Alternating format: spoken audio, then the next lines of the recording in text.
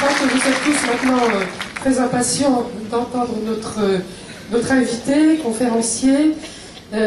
Voilà, donc Monsieur Leonetti, Monsieur le député, je vous laisse la parole. Je vais rester comme ça.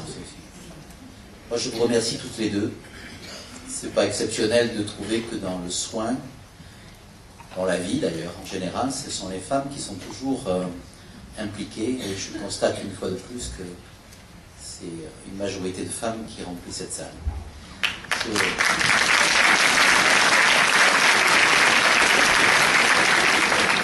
Monsieur le préfet, je vous remercie de votre présence.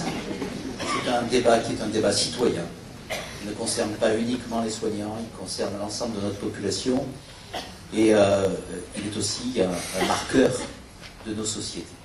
Je salue bien entendu mon ami Jean-Luc Prel, avec qui m'a accueilli à l'Assemblée nationale, qui m'a beaucoup appris, et sur lequel nous avons beaucoup travaillé sur des sujets de santé. Je sais qu'ici, il a creusé un sillon utile à la fois localement et sur le plan national, et je le remercie de m'avoir invité. À vous tous, vous m'impressionnez, parce que vous êtes nombreux, et quand on est nombreux dans une salle, on se dit toujours, est-ce qu'ils ne vont pas partir déçus? Voilà.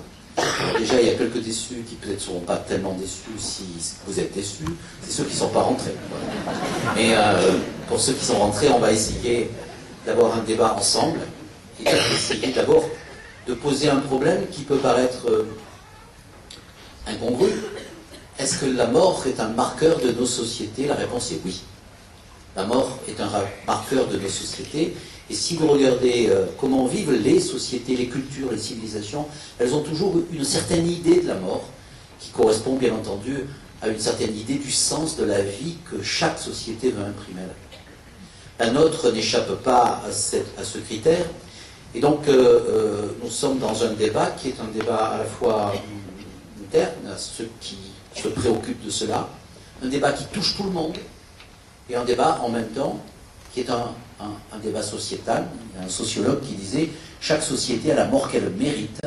Et effectivement, si vous regardez comment meurt un Inuit il y a une centaine d'années, au nord du Canada, l'Indien, à un certain âge, quand il ne pouvait plus courir après le caribou ou après ses chiens pour chasser, partait d'un accord commun dans la tempête de neige pour y mourir. Et cela apparaissait pour cette société quelque chose qui n'était pas ce qui pourrait nous paraître invraisemblablement barbare. Ça leur apparaissait comme quelque chose de normal, parce que, comme pour les Inuits, l'ensemble de la nature vit en commun et que l'homme fait partie de cette nature, il était normal qu'ils repartent dans la nature, dans le froid, et mourir dans le froid de manière solitaire, c'était une façon au contraire de l'honorer et de le respecter. Ceci pour dire qu'aujourd'hui, notre société, quelle est-elle? On ne va pas débattre sur le problème de société, mais on va quand même se rendre compte que c'est d'abord une société du temps court. Ce n'est pas une société qui se donne le temps. En venant, je regarde comme toujours, dans la ville où l'on vient, de quand date la cathédrale, l'église, j'ai compris qu'elle avait une marque napoléonienne, donc la signification évidemment de l'histoire des territoires s'inscrit dans l'histoire que l'on veut donner à la ville. Donc cela veut bien dire qu'aujourd'hui, pour construire cette cathédrale, il faudrait 3 ans, 4 ans. Et qu'à l'époque, l'empereur des Français qui a décidé de la construire n'en a pas vu l'aboutissement. Le temps se raccourcit, et si le temps se raccourcit, la mort étant un instant bref, rappelons-nous quand même que cet instant bref, il est d'un moment de conscience à un moment d'inconscience, et que moi, vous n'aurez jamais l'expérience de votre mort. La mort est une expérience impossible, et nous ne la vivons que par l'intermédiaire des autres. Bien sûr, les médias nous abreuvent de mort. Dieu sait si le siècle qui vient de se passer a montré énormément de cadavres sur des images. Pour autant, le seul mort qui nous touche et qui nous marque, c'est la mort de celui qu'on a aimé, le visage disparu de celui qu'on a vu partir, qu'on a accompagné, ou pire, qu'on n'a pas pu accompagner. Et donc dans ce contexte, la mort est une expérience impossible que je vis par l'intermédiaire de ce que j'ai aimé et sur lequel je fantasme ma propre mort. Lors de la première mission, il y avait quelque chose qui m'avait frappé, c'est que bien sûr, il y avait 32 députés de droite, de gauche, des bleus, des verts, des roses, des rouges, et le clivage n'était pas entre la droite et la gauche, n'était pas non plus entre ceux qui croient au ciel et ceux qui n'y croient pas. Le clivage était en fonction du vécu de la mort des êtres que les gens avaient aimés. Et quelqu'un disait, moi, mon père, il a très bien été pris en charge par les médecins, et je ne vois pas pourquoi on changerait quoi que ce soit. Et puis l'autre disait, moi j'ai vu mon frère hurler de douleur pendant des semaines sans que personne vienne le calmer, et je pense qu'il faut avancer et proposer que l'on avance sur le plan législatif. Donc, gardons à l'esprit cet élément-là, gardons à l'esprit aussi que si c'est la société qui nous dit d'une certaine façon comment nous devons vivre, et donc comment nous devons mourir, eh bien, si je disais un mot, je dirais que la société nous passe le message que nous devons mourir vite. Non pas vite dans le temps, nous devons vivre longtemps et mourir rapidement. Et d'ailleurs, si je vous demande quelle est la bonne mort, qu'est-ce que c'est la bonne mort? C'est pas agréable ce que je vous fais faire, mais je sais bien, mais réfléchissez un instant, quand est-ce que je vais mourir? Comment j'aimerais mourir? Alors, il y a une réponse qu'Alphonse Allais a donnée qui me paraît assez intelligente, mais qui n'est valable que pour les hommes. Il disait, je voudrais mourir à 99 ans, tué par derrière par un mari jaloux. Ça a une signification particulière.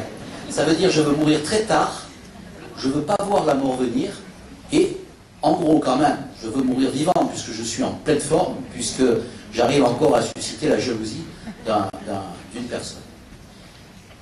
Si vous réfléchissez, imaginez une centenaire, elle souffle ses 100 bougies, elle a toute sa famille autour, elle les embrasse, elle voit les enfants, les petits-enfants, les arrière-petits-enfants, elle monte se coucher, elle s'endort et elle ne se réveille pas. C'est pas négligeable de penser ce que nous pensons de la bonne mort, parce que si je vous renvoie dans quelques siècles plus tôt, la bonne mort, c'est la mort que l'on attend. Si vous lisez la mort de Roland, à Roncevaux, dans la chanson de Roland, quand même un des très vieux textes français, il dit 3 fois dans l'espace de vingtaine de vers, il sent la mort venir. Et il en est heureux de sentir la mort venir, parce que sentant la mort venir, il peut se préparer à rencontrer son Créateur. Or, dans une société dont on voit très bien qu'elle s'est laïcisée, sécularisée, et que la croyance en l'au-delà s'est considérablement affaiblie dans le siècle dernier, eh bien, nous sommes dans une situation dans laquelle, parfois, si ça survient de manière impromptue et inaperçue, c'est mieux. Regardez les deuils. Regardez le deuil que nous avons vécu collectivement à la suite des événements qui se sont produits le 7 janvier. Il est rempli de force, d'émotion, mais je vous prédis qu'il sera bref. Parce que c'est une société qui est capable de force et d'émotion, mais qui en même temps se fait reprendre par la vie qui va vite. Et au fond, cette vie qui va vite, elle m'empêche d'avoir le deuil. Moi, j'ai dans ma mémoire une grande-tante, la sœur de ma grand-mère. Le mari était mort à la guerre de 14, elle a gardé 2 ans à 20 ans. Le grand deuil. Le grand deuil, c'est ce que nous n'accepterions plus aujourd'hui dans nos sociétés, puisque c'est un voile qui part de la tête et qui va jusqu'aux pieds en crêpe noire. Donc, le deuil doit être raccourci. Si vous regardez les rites, ils sont raccourcis. Si vous regardez les rites, ils sont en partie, comme le disait un sociologue, bricolés. Vous avez à l'intérieur d'un lieu sacré des paroles qui sont laïques et sacrées. Et puis il y a un autre problème, c'est l'agonie. Cette période qui fait approcher de la mort, et la question de notre société, c'est à quoi ça sert? Alors vous le comprenez bien, ça sert à quelque chose. Si vous vous préparez à, encore que, si vous êtes inconscient, à quoi ça sert? Et pourtant, pourquoi on se précipite au lit des mourants pour les voir une dernière fois, si ça servait vraiment à rien? Et pourtant, dans ces moments-là, qui sont, comme je l'avais écrit un jour dans un petit bouquin, la lumière du crépuscule, pourquoi il se passe des choses? Pourquoi on se parle? Pourquoi on se pardonne? Pourquoi on s'avoue? Pourquoi on se dit simplement qu'on s'aime et qu'on ne se l'est pas assez dit? Et que ce moment-là est un moment extrêmement fort et privilégié, y compris lorsque la personne qui rentre dans cette phase est inconsciente. Les paroles qu'on chuchote à ceux qui sont en train de mourir et qui ne les entendent pas font plus de bien à ceux qui les prononcent qu'à ceux qui ne les entendent pas. Et donc cette situation très particulière de l'agonie est une situation qui est inconfortable. Inconfortable parce que on dit habituellement il est entre la vie et la mort. C'est pas vrai. On n'est jamais entre la vie et la mort. Quand on est entre la vie et la mort, on est vivant. Le mourant, ça n'existe pas. Le mourant, c'est un participe présent. Je suis pas. Ça indique une action qui se prolonge. La mort, c'est un moment qui tombe. Eh bien, si le moment se prolonge, ça veut dire que je prolonge ma vie. Et que ma vie, en fait, je suis un vivant qui approche de la mort. Je ne suis pas un mourant. Et donc, ce moment-là est un moment qui est désagréable pour les médecins, parce qu'ils n'ont plus de prise pour inverser le cours de l'histoire de la vie de cet homme, de cette femme, désagréable pour le malade, qui est entre deux situations, ou plutôt qui est dans une situation qui va aboutir à une mort, et désagréable pour l'entourage, à qui on dit aussi, il faut que le temps presse. Je suis venu de loin. Est-ce que mon père va mourir dans 3 jours, dans 1 semaine, dans 15 jours? On comprend qu'en dehors du phénomène qui est un phénomène affectif, c'est important de savoir. Et donc, on ne peut pas minuter et dire ça se passera après-demain à 4h30. Parce que si on disait ça, ça voudrait dire qu'on provoque la mort demain à 4h30. Si vous revenez sur... Je vais vous raconter l'histoire qui m'a frappé, qui est l'histoire du Talmud. Dans le Talmud, il y a une histoire d'un rabbin qui est très saint et qui a fait beaucoup de bien dans sa vie. Et ce rabbin est entre la vie et la mort. Mais le Talmud raconte qu'il y a des prières des hommes qui l'entourent et des femmes qui l'entourent et qui prient très fort parce que ils veulent qu'il reste avec lui, ils veulent qu'il continue à être vivant. Et puis, au ciel, il y a les anges qui prient pour que, enfin, cette âme pure puisse goûter la vie éternelle. Et le Talmud raconte que les 2 prières s'annihilent et qu'ils prient tellement fort les uns et les autres qu'ils ne meurent pas, mais qu'en fait, ils ne vivent pas. Et puis, il y a une servante, la bonne du curé, je suppose, si on la traduisait en langage chrétien, qui, à un moment donné, trouve que ça commence à bien faire. Et donc, elle s'adresse à l'Éternel, elle lui dit maintenant, ça va, il faut le rappeler, il faut qu'il meure. Laissez-le mourir. Et l'Éternel ne répond pas. Ça lui arrive. Et puis, elle considère à ce moment-là qu'elle doit intervenir. Elle prend une cruche et elle la brise. Et en la brisant, la prière d'en bas s'interrompt un instant pour écouter le bruit de la jarre qui est brisée. Et à ce moment-là, l'âme peut partir au ciel.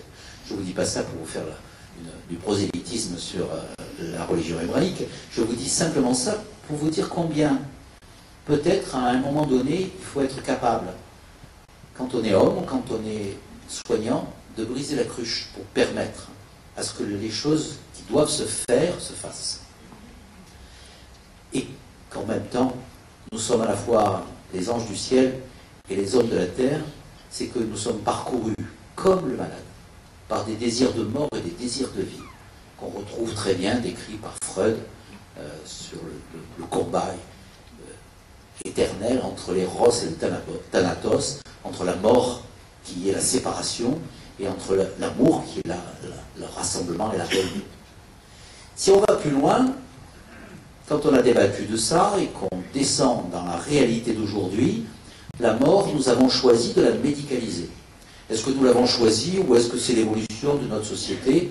En tout cas, si vous interrogez les Français, ils vous disent que 70% voudraient mourir chez eux, c'est à peu près la même proportion qui meurent à l'hôpital. Et si vous n'avez pas la chance ou la malchance de faire une mort subite, vous avez, dans une société, dans l'urbain, en gros, vous avez 7 a 8 chances sur 10 de mourir à l'hôpital. Là aussi, il y a un phénomène qui s'inverse. Lorsque j'étais jeune médecin, les malades, les familles demandaient il va mourir, laissez-le rentrer à la maison. Aujourd'hui, quand il va mourir à la maison, on l'amène à l'hôpital.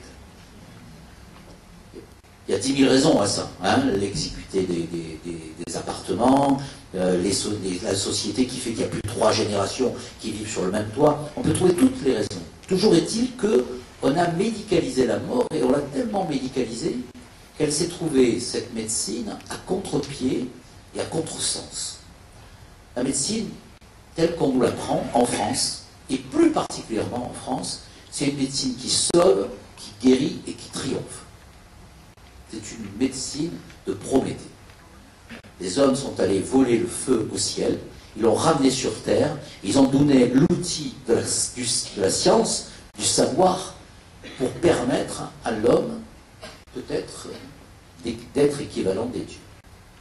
Cette médecine-là est une médecine qui a apporté tous les bienfaits que vous connaissez et qui font que, voilà, la petite fille qui naît cette année en Vendée ou en France, elle a une chance sur 2 de devenir centenaire. Et que donc nous allons vivre plus longtemps. Nous allons vivre plus longtemps et nous allons vivre mieux que les générations qui ont précédé. On oublie ça quand on regarde toujours que vont devenir les générations futures et qu'on a ce pessimisme très français. Bien, on vit quand même 10 ans de plus que la génération qui nous a précédés, et ces 10 ans sont 10 ans de mieux. Quand vous regardez un homme ou une femme à un certain âge, eh bien, vous avez tendance aujourd'hui, si vous transposez dans la génération qui précède, qu'elle a gagné 10 ans. Je dis qu'elle a gagné parce que j'ai un regard d'homme, mais je pense que, j'espère, que vous avez le même regard, mesdames, envers les hommes que vous voyez autour de vous. Toujours est-il que ce gain-là, il s'est fait au prix de la technique, et que paradoxalement, cette technique, lorsqu'elle s'applique, elle entraîne quelquefois des situations d'une telle complexité et d'une telle violence, d'une telle souffrance, que à la fois le malade lui-même, son entourage, la société tout entière et le corps médical se dit « est-ce que j'ai bien fait d'aller aussi loin ?» C'est une réalité qu'il faut que nous abordions, non pas avec un esprit dogmatique, mais avec un esprit de responsabilité. Tout ce qui est possible n'est pas souhaitable. Et je peux faire tout ce qui est possible, et mes possibles augmentent de jour en jour, à tel point que lorsque vous interrogez les réanimateurs qui sont au plus haut niveau de la performance en France, ils vous disent « moi, un corps, je peux le maintenir en vie pendant des mois, voire des années. » Un corps, qu'est-ce que c'est qu'un corps si ce n'est une personne humaine? Oui, c'est toujours une personne humaine. Et loin de moi et loin de vous l'idée de penser qu'une personne affaiblirait sa dignité en même temps que ses forces. Pour autant, si je ne pense pas et si je n'ai pas de relation à l'autre, est-ce que je suis un corps maintenu en vie biologiquement ou est-ce que je suis une vie artificiellement maintenue en vie? Est-ce que je suis encore non pas digne de vivre? Le mot est mal choisi. Mais est-ce que c'est nécessaire que je poursuive ce traitement? Est-ce que c'est raisonnable? Est-ce raisonnable de maintenir artificiellement un corps biologique en vie? Qu'est-ce que c'est l'homme? Descartes, il dit, c'est un roseau pensant. Je pense donc je suis. C'est quand je pense que je suis. Si je n'ai aucune pensée, aucune conscience que j'existe, et aucune relation à l'autre, autrement dit, si je vis avec un cerveau totalement détruit, est-ce que cette vie, je dois la continuer? Eh bien, c'est une question que les médecins se posent, et qu'ils se poseront de plus en plus dans un contexte, quelquefois de violence, comme on a pu le constater, mais rappelons-nous quand même que dans ce pays, on débranche, et on arrête des traitements de survie chez 25 à 50 000 personnes par an. Et quand je disais tout à l'heure que nous allons tous mourir à l'hôpital, nous allons tous mourir à l'hôpital, c'est exagéré, je suis du Sud, j'ai le droit, mais en même temps, nous allons 3 fois sur 5 mourir d'une suspension ou d'une limitation de traitement. Sommes-nous capables de définir quand est-ce qu'on doit s'arrêter et quand est-ce qu'on doit continuer? Quand est-ce que je suis dans l'obstination déraisonnable, ce que tout le monde appelle l'acharnement thérapeutique, et quand est-ce que j'y suis pas? Première fois que j'ai fait un débat, moins de monde que ça, et j'étais moins impressionné, ou plutôt j'étais plus inquiet, c'était la première fois, c'était dans le Var, dans une ville qui s'appelle Draguignan, qui est une ville sympathique au demeurant, et vous le savez peut-être, mais il pleut très probablement dans le Var à peu près autant d'eau qu'ici, mais c'est réparti sur des périodes beaucoup plus courtes. Ce qui fait que dans ce trajet, je ne voyais pas bien la route, j'étais un peu pressé parce que j'étais en retard, les médecins sont toujours en retard. Et puis en même temps, j'ai essayé de réfléchir, qu'est-ce que je vais dire, comment je vais aborder le sujet, qu'est-ce qu'il faut passer comme message, qu'est-ce qu'il faut recevoir comme retour. Et dans ce brouhaha de tourbillon de pensée, il y avait des essuie-glaces qui ne marchaient pas, et je me disais, tu vas mourir le jour où tu vas commencer à parler de la mort. Et j'imaginais un titre du quotidien qui ne se serait pas privé, même en étant très loin de la satirique que l'on peut voir dans certains dessins, qui aurait dit le médecin est mort en parlant de la mort ou quelque chose comme ça. Bon. Et en même temps, comme je suis médecin, et donc inquiet, je me disais qui est de garde à Draguignan, parce que quand même, je me suis dit, si c'est l'interne premier choix qui est là, peut-être qu'il va voir arriver quelqu'un avec les cheveux blancs, il va dire il a passé soixantaine, ça va, il a fait sa vie, quoi. Hein, on va pas s'acharner. Et je me disais, j'aimerais bien qu'il s'acharne, ce garçon, hein, ou cette fille. J'aimerais bien qu'ils considèrent que ça valait le coup de mettre des thérapeutiques pour s'acharner. Parce que, bon, moi qui suis cardiologue et réanimateur, j'ai l'expérience de quelques acharnements thérapeutiques couronnés du triomphe et du succès dont je parlais tout à l'heure. Et puis, chemin faisant, je me disais que si, 3 semaines après, on constatait que les lésions cérébrales sont totales, irréversibles, et que je suis maintenu artificiellement en vie, j'aurais bien aimé qu'on appelle ma femme et mes enfants et qu'on leur dise, voilà, on a fait tout ce qui était possible, et maintenant, faire tout ce qui est possible, c'est déraisonnable. Et donc, on peut s'arrêter. Et quand est-ce que c'était raisonnable et déraisonnable? La même personne, avec les mêmes lésions, le même traitement est raisonnable à un moment donné, et n'est plus raisonnable à un autre moment. C'est la vision pronostique, c'est le bilan qui est fait, c'est le dialogue que l'on fait entre médecins en disant non, mais voilà, maintenant il n'y a plus rien à faire. On est en train de s'acharner. Et vous voyez comme c'est subtil, et comme de temps en temps, dans les hôpitaux, on a des familles qui viennent nous voir, et vous les avez connus, ceux qui sont soignants, qui nous disent faites tout ce qui est possible. Comment ça se fait qu'il n'a pas encore le scanner? Comment ça se fait que le professeur n'est pas encore venu? Je ne sais pas si c'est la même chose, mais dans le Sud, il faut qu'il y ait un professeur parisien qui dise quelque chose pour que ça ait le poids. Voilà. Parce qu'on l'a demandé à un professeur de Paris, etc. Et puis quand, au bout d'un moment, on a mis les choses en place, et qu'on se rend compte qu'il n'y a plus rien à faire, alors il y a l'inverse qui arrive. Mais arrêtez de le faire souffrir. Pourquoi vous poursuivez? Parce qu'ils voient le corps de la personne qu'ils aiment bardé de tuyaux, et dont ils ont bien compris qu'en fait, on était là uniquement dans le maintien de la vie biologique, et non pas avec une possibilité de retrouver la vie. Cet élément-là est un élément important, parce que ça nous dit que les lois que l'on fait sur ces sujets sont des lois floues. Elles partent à partir de notions qui sont floues. Qu'est-ce que c'est qu'une obstination déraisonnable? Qu'est-ce que c'est qu'un traitement qui n'a pour but que le maintien artificiel de la vie? Qu'est-ce que c'est qu'un traitement disproportionné? Eh bien, vous voyez bien que la loi peut fixer un cadre, mais que chaque fois, il faut qu'on le réfléchisse au cas par cas. Traitement disproportionné. Je mets un traitement par chimiothérapie à une patiente ou à une patiente qui a un cancer avec des métastases. C'est raisonnable. Je suis à la 3e ligne de chimiothérapie et ça ne marche pas. Et la vie, à mon avis, ne va pas dépasser 1 mois. Est-ce raisonnable ou déraisonnable de proposer une nouvelle chimiothérapie qui va peut-être entraîner des inconvénients physiques, psychologiques, humains, et qui en même temps ne vont apporter qu'un gain de vie, de durée de vie, de quelques jours, peut-être de quelques heures, peut-être même qui va raccourcir la vie. Cet élément-là, vous ne pouvez pas l'écrire dans une loi.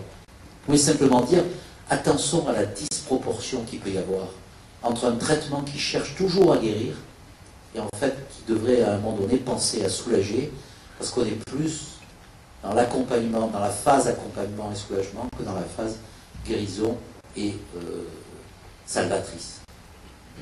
Si on va au-delà de ça, au fond, qu'est-ce que c'est que ce combat?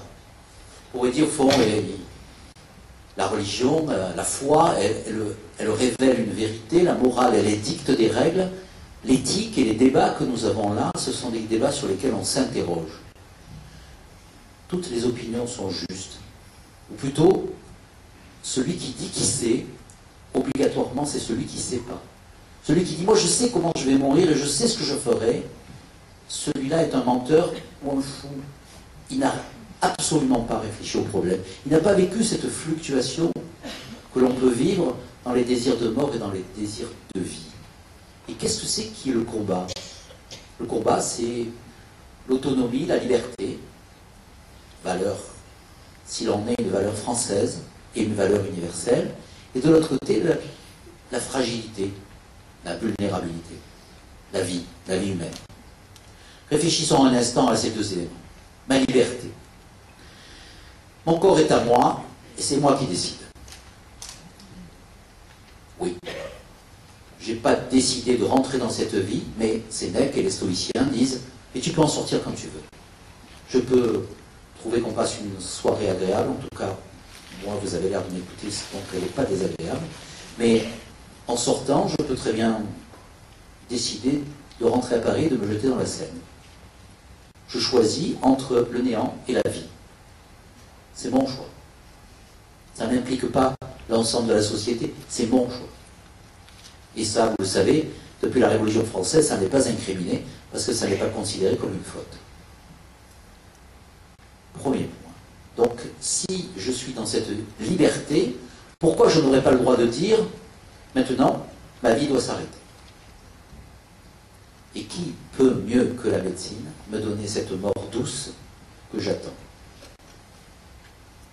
Si je dis ça, je me dis donc que la liberté est totale sur mon corps. Imaginez qu'en sortant, il y a un riche monsieur et qu'on est en 2050. Et le riche monsieur vous dit j'ai piraté votre code génétique, je sais que vous avez un rein qui est totalement compatible avec moi, je suis en insuffisance rénale et je vous achète votre rein. 1 million d'euros. Peut-être que ça sera 1 million de roubles à cette époque-là, mais enfin en tout cas, pour l'instant, je vous propose 1 million d'euros. Vous réfléchissez, vous rentrez chez vous, vous tapez sur Internet. Déjà aujourd'hui, une néphrectomie, l'ablation d'un rein, c'est une intervention chirurgicale qui a moins de mortalité que de faire une route dans le Var partant de pluie. Donc vous avez l'autre possibilité, vous dites comment je vis avec un rein? Eh bien, paradoxalement, les beautés de la statistique ou les erreurs de la statistique, les néphrectomisés vivent plus vieux que ceux qui ont 2 reins. C'est un biais statistique assez connu. On enlève les reins pour les donner aux autres. Quand on est en très bonne santé, ça permet effectivement d'avoir un biais statistique. Donc, je ne vais pas vivre moins longtemps, je ne vais pas prendre de risques, et il me donne, et le monsieur appelle, et son accent russe que vous reconnaissez vous dit 2 millions d'euros. Vous êtes très solide, vous savez, en Vendée, parce que quand je dis 2 millions d'euros en Antibes, il y a tout le monde qui commence à faire comme ça quand même. Vous avez une solidité éthique plus forte qu'ailleurs. Je n'en doutais pas d'ailleurs. Je ne peux pas vendre mon rein, parce que mon rein est à moi, mais en même temps, ma dignité est quelque chose, c'est une valeur que je partage avec l'humanité. Toute altération de ma dignité est une altération de la dignité de l'humanité. Et donc je ne peux pas permettre, le législateur, non pas en moraliste, mais il ne peut pas dire vous avez le droit de vous mutiler, vous avez le droit de vous prostituer, vous avez le droit de vous droguer, et vous ne pouvez pas répondre à ma vie est à moi. Parce que la vie humaine, elle est faite justement du savoir et de l'amour que donnent les autres, et si nous sommes des hommes et pas des enfants loups, c'est parce que nous avons été construits par les autres, et c'est par ça, justement, que nous sommes impliqués dans notre humanité. Donc je ne peux pas dire ma liberté, puis ma liberté, tiens, je vais dire à un moment donné que je veux mourir. Regardez le très beau film que vous avez sûrement vu, Intouchable, qui est tiré quand même d'une histoire réelle, où cet homme a voulu mourir. Et puis il a changé d'avis. Il n'a plus voulu mourir. Or, si je décide de mourir, ça tue ma liberté puisque je n'aurai plus la possibilité de changer d'avis. Et donc, on voit bien les difficultés d'une liberté qui, en fait, n'est autre qu'une capacité à changer de volonté. La preuve, la démocratie, c'est quoi? La démocratie, on vous demande régulièrement de voter. Théoriquement, vous devriez voter à 18 ans, et puis comme vous ne changez pas d'avis, et que c'est votre liberté, eh bien, vous vous en restez à votre vote. Comme je disais tout à l'heure, Jean-Luc, ça peut nous arranger, mais en tout cas, enfin, pour ceux qui sont élus déjà, mais ça n'arrangerait pas ceux qui ne le sont pas, et qu'en même temps, vous avez le droit de changer d'avis. Et vous changez d'avis, et vous changez de vote.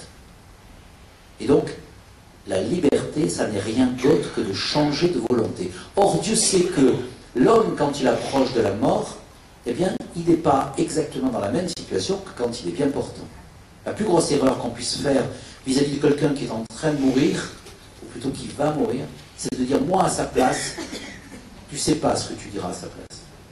Et aujourd'hui, toi qui es sachant, bien portant, vis-à-vis de ce souffrant, eh bien, tu n'as que la possibilité d'essayer de l'écouter et de suivre à la fois sa vulnérabilité et son autonomie dans un équilibre un peu subtil. Si je change d'avis, je change d'avis. Et souvent, je change d'avis. Et un jour, je vais dire, maintenant j'en ai marre de cette vie, les traitements, et on arrête tout. Pourquoi? Parce qu'il y a une lassitude, parce qu'il y a une douleur, parce qu'il y a un inconfort. Et puis demain, le même malade va dire, est-ce que je serai là cet été, parce que mes enfants vont revenir, et j'aimerais bien savoir si je peux organiser. Et donc, chaque fois qu'on se projette dans l'avenir, on est vivant. Le vivant, c'est pas maintenant. On est vivant quand on regarde et qu'on dit demain.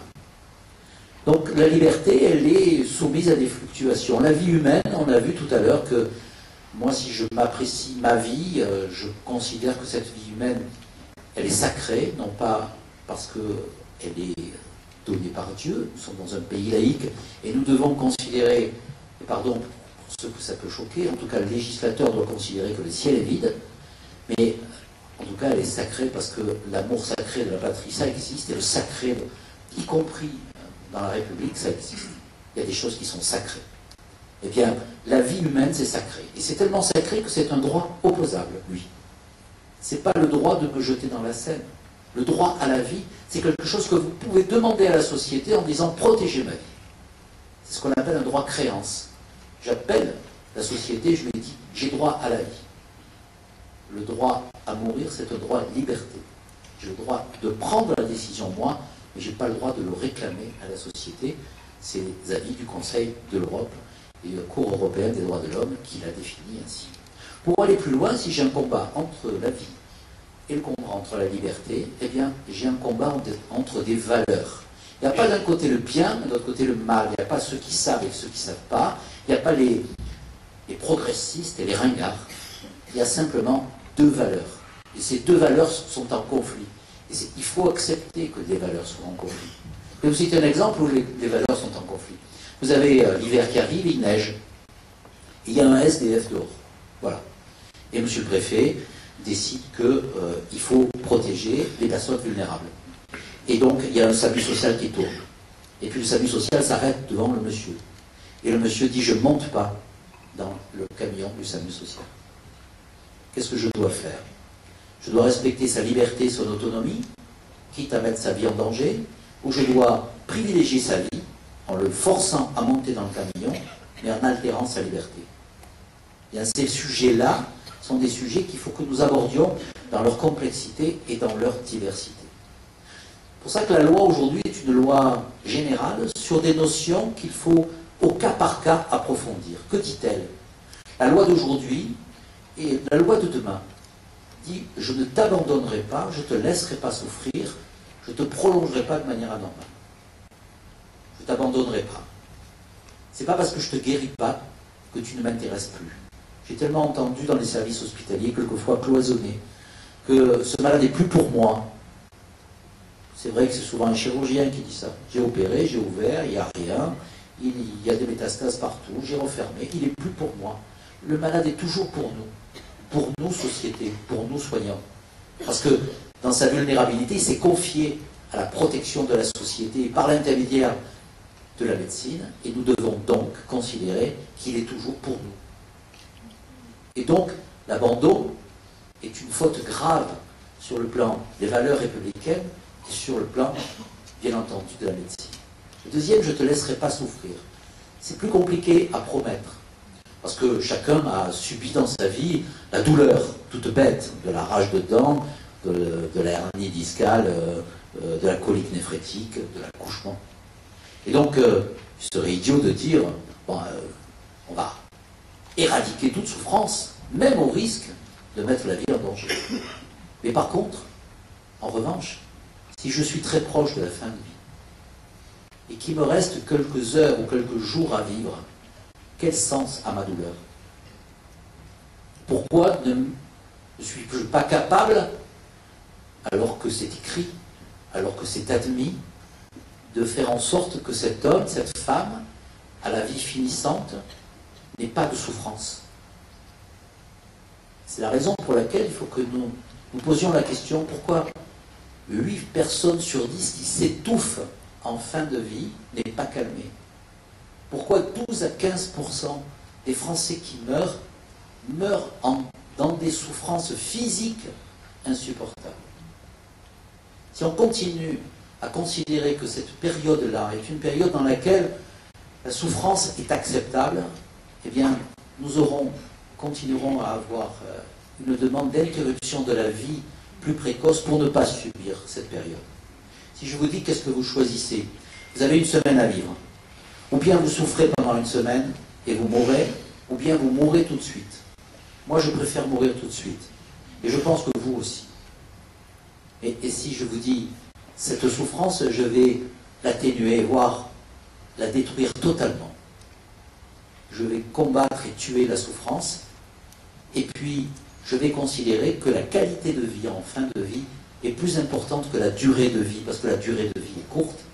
Alors là, je suis dans le non-abandon, la non-souffrance. Est-ce que j'ai le droit de calmer la douleur? Oui. Est-ce que j'ai le devoir de calmer la douleur, même si elle raccourcit la vie? Oui. Est-ce que j'ai le devoir, si on me le demande, d'endormir profondément un malade, parce que je n'arrive pas à calmer sa souffrance, et qu'il est en fin de vie, et que sa vie est à quelques jours, à quelques heures de la fin? Oui. On peut penser non, et on en débattra tout à l'heure, si vous le voulez bien. La troisième question, c'est la plus compliquée, c'est celle qu'on évoquait. Quand est-ce que je suis dans l'obstination déraisonnable? Quand est-ce que j'en fais trop? Quand est-ce que j'en fais pas assez? Et là, il y a deux peurs contradictoires. Les médecins ont toujours peur de ne pas en faire assez. Parce qu'ils ont l'impression que d'abord, il y a des textes qui disent qu'ils doivent mettre en place les traitements conformément aux données les plus récentes de la science. Donc, ils regardent les données les plus récentes de la science et ils font. Voilà. Et en même temps, ils font ce qu'ils savent faire. Pourquoi je ne le réanimerai pas, me disait un réanimateur? On me l'a amené en réanimation. Puisqu'il est rentré dans mon service de réanimation, c'est pour être réanimé. Pourquoi cette dame qui vient d'un EHPAD, d'une maison de retraite, où théoriquement, dans le droit français, elle est chez elle, parce qu'il n'y a pas d'infirmière dans les EHPAD, la nuit, sur un symptôme, elle va être transférée dans un service d'urgence, et elle va mourir au mieux dans un lit d'hospitalisation temporaire, au pire sur un brancard, entourée de l'agitation des soignants, préoccupés à sauver des vies, alors que cette vie finissante ne se vit pas de manière apaisée et sereine. Est-ce qu'il n'y a pas là, en amont, une réflexion à avoir qui fait que peut-être on peut considérer que mourir en maison de retraite, à condition qu'on l'anticipe, à condition qu'on le prépare, à condition qu'on parle, eh bien, permet peut-être d'éviter cette mort au passage très onéreuse et en même temps très déshumanisée. Donc on voit bien le conflit là, qu'il y a entre une médecine performante qui fait ce qu'elle sait faire, mais en même temps une société en général qui dit on va au-delà du raisonnable et les situations que vous êtes en train de créer sont déraisonnables. Est-ce que la situation de Vincent Lambert est raisonnable ou déraisonnable? Je ne sais pas. Ce que je peux dire en tout cas, c'est que Vincent Lambert, il y a 20 ans, il serait mort. Que Vincent Humbert, il y a 20 ans, il serait mort. Et qu'aujourd'hui, nous avons créé des situations que nous avons des difficultés à gérer, parce qu'à la fois, nous sommes partagés, et logiquement partagés, entre le respect de la personne humaine qu'incarnent ces personnes, et qui sont toujours des personnes humaines, mais en même temps, l'impression qu'on est allé à contre-courant de quelque chose qui était raisonnable et qui n'aurait pas été souhaité par la personne elle-même. Est-ce que je peux anticiper ma mort? C'est une société qui a plutôt tendance à oublier la mort qu'à l'anticiper. La preuve, c'est que les directives anticipées qu'on peut écrire, que vous pouvez écrire, que je peux écrire, on ne pourrait le faire. Qui c'est qui a écrit une directive anticipée dans cette salle? C'est ça, 2,5% de la population française.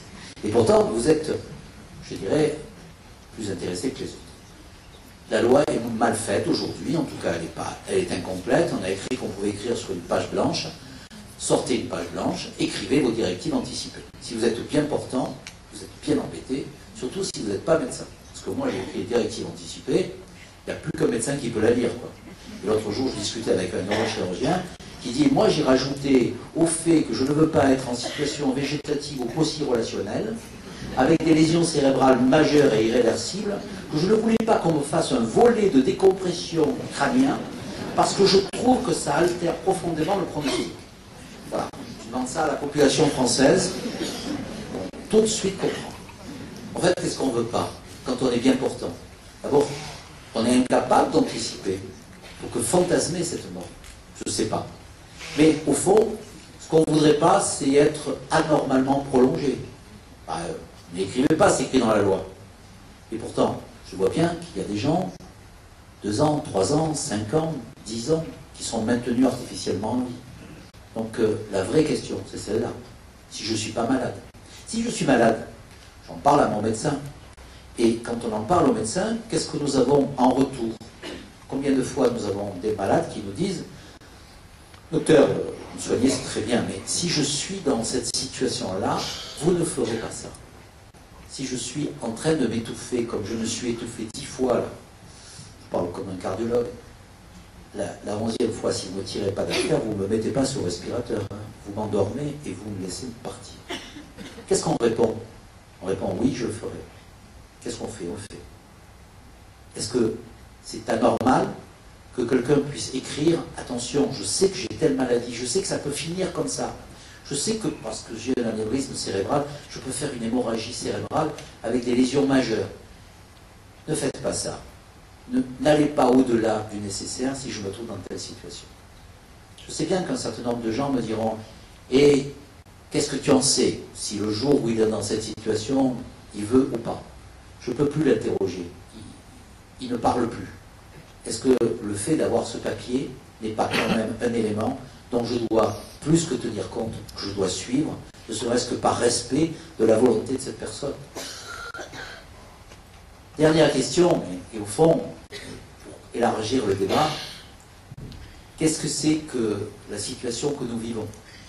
Société du temps court, qui raccourcit tous les temps, société de l'émotion, qui est capable plus de s'émouvoir que de réfléchir, temps court et l'émotion, société des médias, qui quelquefois simplifie à l'excès des situations qui sont complexes, et rien n'est pire que de répondre par oui ou par non à une situation complexe et diverse. Incapacité à absorber tous les cas. Qu'est-ce qu'il y a à voir entre le vieux monsieur qui s'éteint doucement comme une bougie, celui qui crie parce qu'il souffre de métastases osseuses et qui est atteint d'un cancer, l'enfant qui naît, dont on se pose la question de savoir si ce grand prématuré n'aura pas des lésions majeures qui feront que sa vie ne sera qu'une vie biologique, ou bien personne majeurement handicapée qui dit « moi la vie comme ça, j'estime qu'elle ne vaut pas la peine d'être vécue ». Vous voyez bien qu'on parle toujours de la vie et de la mort, mais qu'en fait on est dans des situations extrêmement diverses, dans lesquelles l'intervention de la médecine, puisqu'on a médicalisé la mort, se pose chaque fois. Est-ce que je fais, est-ce que je ne fais pas? Or la médecine est habituée à agir, et elle n'est pas habituée à ne pas agir. C'est un peu comme les législateurs, ça. Hein, de temps en temps, on dit à quoi ça sert un député, ça fait des lois. Et franchement, monsieur le préfet, mon cher Jean-Luc, de temps en temps, on en fait un peu trop des lois. Parce que on a l'impression qu'à chaque cas particulier, on doit répondre par une loi. Or, demain, s'il y a un grand prématuré qui pose un problème, et il y en a tous les jours, et qui le pose de manière médiatique, il faut faire une loi sur la fin de vie des grands prématurés. Ou est-ce qu'il ne faut pas englober ça dans des lois plus larges?